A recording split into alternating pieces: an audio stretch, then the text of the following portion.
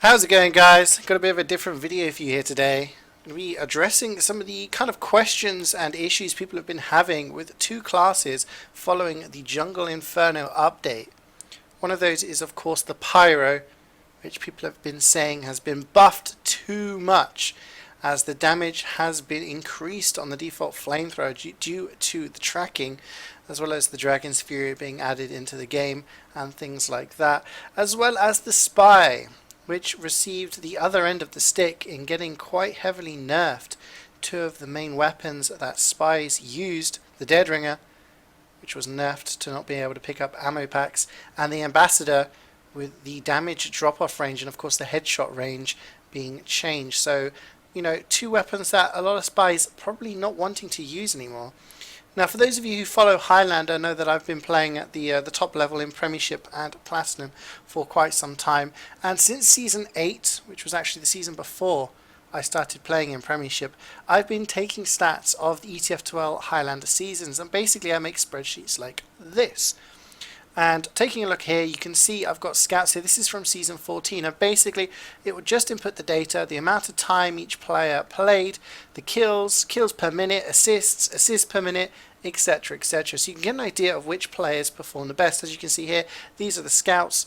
We've got Funds there. He got 258 kills over the course of the season, which meant he had the highest kills per minute, highest assists, highest damage per minute, and you can see this for all the different classes. You can see at the bottom we've got soldiers all the way to spies, and there's an overall tab which shows kind of a comparison between all of the different classes. But obviously we're not going to be looking at scouts, we're going to be looking at pyros and spies. And what I've done is compiled the data from Season 8 all the way up to Season 14 to show a comparison in how some of these stats have changed for those two classes following the Jungle Inferno update. So to put things in perspective, Highlander Season 14 was the first and so far only completed season following Jungle Inferno. So we can get an idea of whether those stats have changed a great deal for those two classes compared to the previous 5-6 seasons. Now we've got another page here. This is something I just threw together, and as you can see it's just a bar chart with some numbers, but we can take a look, and I've taken 5 stats from the Pyro to kind of give a perspective. I felt 5 key stats. Okay, so the first one was kills per minute, the second is deaths per minute, the third was damage per minute, the fourth one was kills and assists per death, so that's your KAD ratio.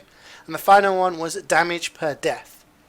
Okay, and it's gone from Season 8, 9, 10, 11, 12, 13, so that's 6 seasons of Premiership Highlander. And then we've got Season 14 here, which was the season after the Jungle Inferno update.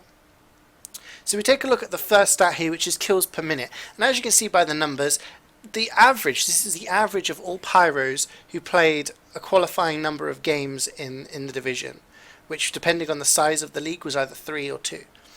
And basically you can take a look here, and it's around 0.5 kills per minute, goes up to about 0.6, leveling out between 0.5 and 0.6 kills per minute for a pyro, which was pretty standard. And you can see here, Season 14, it jumps up to 0.76. So we have this huge, relatively huge, you can see it on the chart here. Most seasons it was below 0.6, and suddenly we have this jump. The jump from Season 13 to Season 14 was 0.6. Now there are some mitigating factors in these numbers, and I'm going to point one of them out to you here, which was the fact that Steve was a pyro who played for High Panda and Strong Opinions, and was rightly regarded as the greatest pyro to have played the game. He won Pyro of the Season every single season between Season 5 and Season 12, which were his active seasons. Okay, he was the only pyro to always get over 200 DPM on average every season, whereas every other pyro would usually get maxed around 160 to 170. So there was a big difference between the quality. And as you can see here, during these seasons, this is when his active seasons were. So he could have had a big influence on these numbers because his stats were so much better than everyone else's. But when we take a look at the first season he played, the average between the other pyros, excluding himself, was 0.56. It's this huge jump. There's obviously more kills per minute from pyros playing in the Premiership division. The next stat I looked at was deaths per minute. And I thought based on what I've seen personally playing with and against Pyros, that there was a lot more just WM1 because of the pure damage capability of using the flamethrower. Pyros were just charging in and trying to deal as much damage as possible, but without much regard for their life. Whereas in earlier seasons, people were more careful with their lives. People would just try to protect their medic, check for spies, and I felt there was a bit more kind of a suicidal tactic going on for Pyros. But that hasn't been shown in the numbers. As you can see here, it's pretty level. There was, a quite high here, season 13, nearly 0.7 deaths per minute, and it's actually, season 14, it shows it's pretty standard. So Pyros weren't dying any more or any less than they have over the past few years. The third number, or third stat I should say, that I looked at was damage per minute. And as you can see here, the average, there is a huge leap up. The average between season 8 and season 13 was always between sort of 150 to 160, something like that. You can take a look at the numbers. 156, 155, 177, 174, 172, 164. So between, around this number. But then there's this huge jump up to 211. So the first season where the average damage per minute from a Pyro was over 200. Again, to put things in perspective, between season 8 and season 12, the only Pyro to get over 200 DPM average in a season was Steve. No other Pyro managed to do that, except for Sinrise in season 13. Whereas in season 14, every single Pyro, except for one, got over 200 DPM. So there was obviously a huge damage increase to Pyros. Over the because of the Jungle Inferno update, and it kind of showed itself in Highlander. It did show, so that was very interesting. I then take a look at the kills assist per death ratio. So that's the number of kills and assists you get divided by deaths. The average between season 8 and season 13, you're taking a look, over 1.5 is generally acceptable. We could take a look at the numbers. 1.6, the highest was about 1.8 there, and there is a bit of a jump to nearly an average of 2. Now, there's not many Pyros who managed to get an average of a KAD of 2 over the previous seasons. It wasn't, widespread, but as you can see here, nearly the average KAD between all Pyros was nearly 2. So clearly, Pyros getting more kills, as we can see here, getting more damage. Obviously, that also leads to getting more assists, and dying the same amount, it's obvious that it leads to having a higher KAD. The final stat I looked at was damage per death. Now, I wanted to see this because with deaths not changing much, in between the seasons, does the amount of damage that these Pyros are putting out per death actually increase? And of course it does. With higher damage and the same amount of deaths, you can see there's actually over 350 damage per death per Pyro. The only other time it reached over 300 was in season 12. So there obviously has been this huge increase of damage to Pyros. So to kind of, this doesn't really classify anything. Like I said, there has been outliers. There have been Pyros who've excelled before the Jungle Inferno update, and there have been Pyros who've excelled afterwards in a different style. But in general, you can see kills and damage has been greatly increased on these Pyros just because of this update, whereas the playstyle hasn't changed much. They're not dying more, they're not doing things that they don't normally do. So I thought that was really interesting to look at. Obviously this changes a lot thanks to the more recent patch that happened a couple of weeks ago, which essentially introduced tracking on Pyro. You have to track your target and keep the enemy in your your flames, rather than just spraying around trying to do as much damage as possible. And I do think that the damage potential from Pyro is going to go down, and we are going to see numbers similar to what we saw season 13 and previous. But I'll take a look at that at the end of the season. So that was Pyro. I thought that was good to look at. A couple of things to note, at least in Highlander. These are obviously Highlander stats. In Highlander, Dragon's Fury was barely touched at all. Pyros did not seem to like it, whereas we did see a lot more players in Season 14 getting more of their damage on things like the Scorch Shot and the Flamethrower, as opposed to relying on the Shotgun and the Degreaser. So those were two of the kind of weapon changes following the Jungle Inferno update. But let's take a look at Spies now. Now, Spies are very interesting. Obviously, they went the other way, and they were nerfed quite heavily with the Dead Ringer, not allowing you to pick up ammo packs for extra cloak time. you always had to wait for it to recharge. And obviously the Ambassador no longer does a guaranteed 102 on a headshot. You have to be close enough to trigger that 102 damage. Further away, the damage is decreased on the headshot to a point where there is a limit, and then you no longer have a headshot on an enemy target. So basically it's forcing Spy to be a closer range player. So the 5 stats that I looked at for Spy were kills per minute, deaths per minute, KD, just kills to death, because generally Spy being a pick class, assists don't really matter, it's just kills per death. Backstab percentage, so that's the percentage of kills from a Spy that were from backstabs, and headshots per minute. So the first one we take a look at here is is kills per minute on Spy. And as you can see, in Season 14, the average was 0.68. Now this is a decrease from the previous few seasons. As you can see, in Season 8 and 9, it was in the low 0.6s. So Spies weren't, they were getting just over, a kill every other minute. Whereas Season 10, 11, 12, we did see an increase of Spies using the Ambassador, Spies using the Deadringer, and running this so-called gun spy style. There are a lot of players like Toast, Viljack, Nightmare, Zeman, Woolen, all these players who would run this so-called gun spy style. So we did see an increase in the number of kills and the kills per minute over these seasons. And you can see between Season 13 following Jungle Inferno, there is this big drop down here where it's gone down to below 0.7 for the first time since Season 10, and even lower than Season 10's numbers. So obviously the number of kills Spies are getting isn't greatly reduced. It's still in the kind of similar numbers to Season 8 and 9, but it is reduced from the past few seasons where Spy really was terrorizing the European leagues with this gun spy style.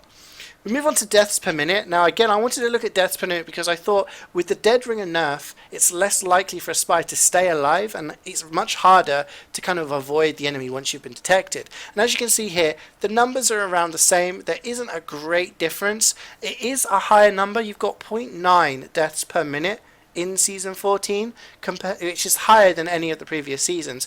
But in reality, 0.88 in Season 10, 0.81 the season before. It's not a huge jump. It is an increase, but it's not a huge increase. I mean, there's probably statisticians out there who'd probably put these numbers into their thing and say, oh yeah, this is a significant increase or something like that. Back when I used to be a scientist, that's what I used to do as well. But just taking a look at them at face value, you can see there is an increase, but it's not huge. It's not like Spies are dying once every minute. There was a lot more Spies in Season 14 dying over once per minute, but in general it was just a slight increase. So then I took a look at KD, and I thought KD was really interesting to look at because again it's very similar to the kills per minute. We do see this decrease from the previous few seasons. Seasons 11, 12 and 13 saw Spies getting a higher than 1 KD. Now this is really interesting because Spies before then were generally seen as a class that would go in, try and get a kill on the medic or something important, medic, engineer on his sentry, something like that, and then die for the cause. Whereas following the rise of these gun spies, Spies were basically staying behind enemy lines, staying alive and trying to get kills just to hassle and annoy the territory behind where the major battle was going on. And that's why in these seasons, following Toast's rise in Season 9 of being this gun spy that everyone sort of tried to aim towards, you do see this increase in Spies trying to play this style. Following Season 14 though, the kill-death ratio goes right down. The average in Season 14 was 0.783. That's the lowest it has ever been in these stats. That's lower than Season 8 and Season 9.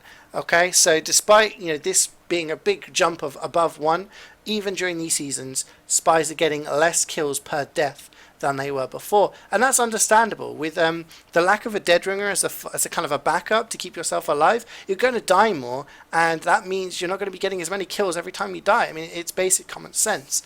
So that was kind of an obvious one for me, but it does marry up with the kind of the deaths per minute and stuff like that. But the KD is much more noticeable. Less kills per minute, higher deaths per minute is going to result in a lower KD. The fourth one I want to look at was backstab percentage. Now this was added way back because a spy called Grengerbob wanted to see these back in Season 8. He did say to me, hey, can you add backstab percentage? I said, why do you want to know that? He said, because spies that go in for the backstab you know, they're going in for the big picks. They're going in to try and go for that suicide kill where you get the medic. You're going to die straight away afterwards, but you've got that big trade, which is really, really kind of beneficial for your team.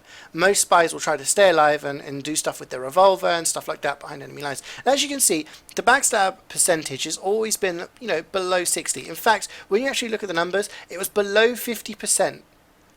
Except for Season 10. Season 10 is the only outlier where it was over 50%. That means less than half of every spy's kills on average was from backstabs. You know, more of them were from the ambassador, more of them were from the revolver and things like that. So really interesting to see that was kind of a very steady average. You have Season 13, which was quite low, it was under 0.4, and you have Season 10, which was slightly higher, but in general, it's about the same. And then you see in this most recent season, following Jungle Inferno, it jumps right up, 0.65. That means 65% on average kills this season by spies were by backstabs, which is 50% higher than the previous season. Okay, so around this it was around 40%. Here we've got over 65%. And that's obviously because without the ambassador, spies have run out of a tool to really attack enemies from range. You've got the revolver, which is obviously a great tool as well, but spies are opting to go for the backstabs instead of trying to take things down with the ambi or the revolver. And I thought that was one fact that I really wanted to look at, because I was thinking all season, spies are going in for more picks, they're going in for more medic kills and stuff like that, using their knives, because they don't have that utility to do stuff from a distance. And if you're getting up close, what's more useful? An item that can insta-kill someone from behind, or a gun that's going to take 2, 3, 4 shots to kill an enemy? Obviously, if you're forced into playing close range, you're going to opt to go for that knife route. And that's why we're seeing a huge backstab percentage increase over the previous seasons. So that is the biggest jump that we've seen. And now you're going to see one of the biggest drops we've seen as we go to headshots per minute. Now, headshots per minute, I have to preface this with the fact that most spies in the league don't use the ambassador. Not all spies used it. So I only took the headshot per minute counter on my stat spreadsheets from spies that I know use the ambassador on a regular basis. There were some players who used it for a map or two. There were some that used it never and maybe got one headshot throughout the season because they used it once in a game. I only took it from spies who, like the ones I mentioned earlier, the Toasts, the Woolens, the Viljacks, who I knew used it regularly. Okay, we take a look here at the numbers and you can see it's always been over 0.75 headshots per minute from these spies, from these ambassador using spies. Season 9 we saw over 1, Season 12 we also saw 1. Season 12 actually had 3 players who managed to get over a headshot per minute. We've got Toast, we've got Woolen, we've got Zeman, all getting over 1 headshot per minute, and we've got Nightmare close behind at the 0.86 there. So there is that kind of possibility for spies to get those high headshot amounts. Obviously there are others who weren't getting as many headshots per minute. They were using the ambassador, but they were still averaging over 0.75 per minute. You take a look at Season 14 and the only player who actually used the ambassador to any length was Toast, and he got 0.21 headshots per minute. Now, when you compare his stats, he was a player who regularly, season on season, got over 1 headshot per minute. There was a couple of seasons where he was around the 0.95, 0.97 mark, but in general, season on season, between Season 9 to Season 13, he was hitting over a headshot per minute. And then suddenly, with this nerf, it goes down and he's the only player actually using it, and he only manages to get 0.21, and that's because most of the season he was actually trying to use different revolvers. Now, the question would be, why is this the case? Because you could argue, if you're hitting headshots for 50 damage, it's not going to kill people as quickly, but you're going to be able to farm headshots more on targets. If you hit like a regular heavy with a 102 headshot, it takes 3 headshots to kill him. Whereas if you're hitting him for, say, 50, it's going to take twice the many. So you should be getting more headshots per minute. But obviously, that's not the case. If you're not killing people off quickly enough, you're more likely to die, as the other stats have shown. And because of the fact that the ambi is in that situation where spies don't really want to use it because it's not as effective, that's why we've seen this huge drop-off of spies even trying to use the ambassador. When we look at seasons sort of 11, 12, 13, we had 4, 5 maybe spies who were regularly using the ambassador and the Dead Ringer combo. Season 14, we drop down to basically no one operating in that style anymore, because it's just not possible. The Ambassador has come to a point where you can use it close range, maybe if you're going for a sniper, but in general, as a combat device, trying to fight people on the flank or trying to get behind and hassle people, you're not equipped well enough to use the Ambassador anymore. You're better off using the revolver, or better off using the Ambassador for these niche situations, which is not going to result in a high headshot count.